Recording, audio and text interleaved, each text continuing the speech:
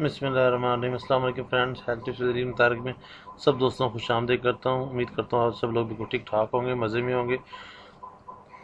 सबसे पहले मैं दोस्तों को शुक्रिया अदा करना चाहूँगा जिन लोगों ने चैनल को सब्सक्राइब किया, लाइक किया और शेयर किया। और उनसे रिक्वेस्ट है कि काइंडली बेल बटन को ज़रूर प्रेस करें ताकि मेरी नई वीडियो से आप इंजॉय कर सकें। और उन तमाम दूसरे बहनों भाइयों से रिक्वेस्ट है जिन लोगों ने अभी तक मेरे चैनल को सब्सक्राइब नहीं किया, वो बराए मेहरबानी चैनल को सब्सक्राइब करें ताकि वो मेरी तमाम जो है वीडियोस को देख सकें। बहुत शुक्रिया। चलते हैं वीडियो की तरफ। आज का टॉपिक है जरियान।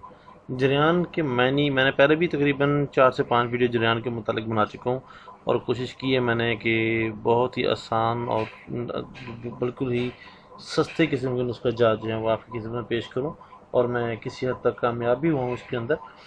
तो आज का जो मेरी वीडियो है वो भी इसी अल्हम्दुलिल्लाह बिल्कुल एक बहुत सस्ता सा नुस्खा है और बहुत ही कामयाब आजमूदा नुस्खा है। इसको आप इजीली घर में बना सकते हैं। चलें स्टार्ट करते हैं। जरियान की लघु मानी है पेशाब से पहले या बाद में सफ़ेद रतूबत का निकलना। कैफियत मर्ज़ की तरफ चलते हैं जी। आम तौर पर मरीज़ के फासिदाना ख्यालात की वजह से सोने की हालत में मनी निकल जाती है, ख़ुसूसन जबकि मरीज़ को जलक या कसरत जमा वगैरह से ज़कावत हिस्स का मर्ज़ हो चुका हो तो यह मर्ज़ बहुत तंग करता है। इस मर्ज़ में पेशाब से पहले या दरमियान या बाद में सफ़ेद रतूबत निकला करती है। इसके बड़े सबब मुठ मारना, लौंडेबाजी और ज़्यादा हम बिस्तरी और कब्ज़ है। इसमें जो है फ़ास्ट फूड का भी किसी हद तक ताल्लुक़ है। लोग फ़ास्ट फूड ज़्यादा इस्तेमाल करते हैं, उससे भी मसाले जात वगैरह की वजह से भी जो है वो जरियान हो सकता है। इससे नफ्स की हिस्स भी तेज़ हो जाती है।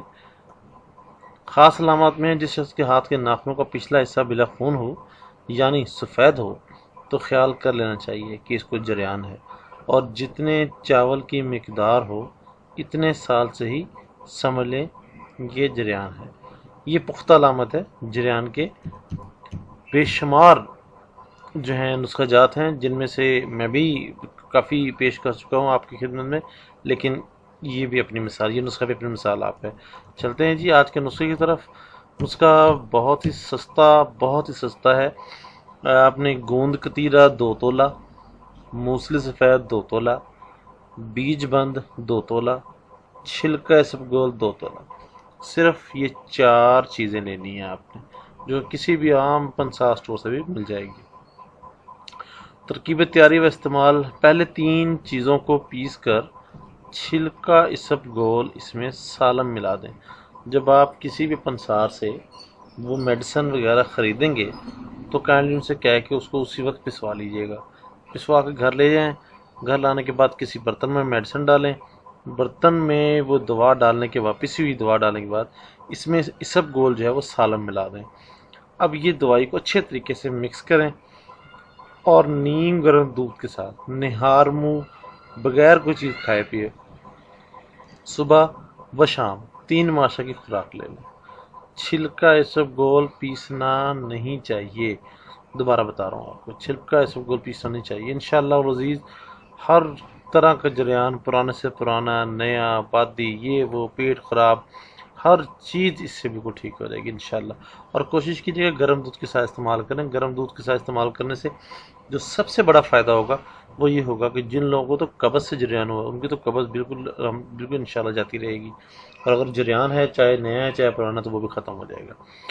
ग़िज़ा दौरान इलाज केले का इस्तेमाल ज़्यादा करें।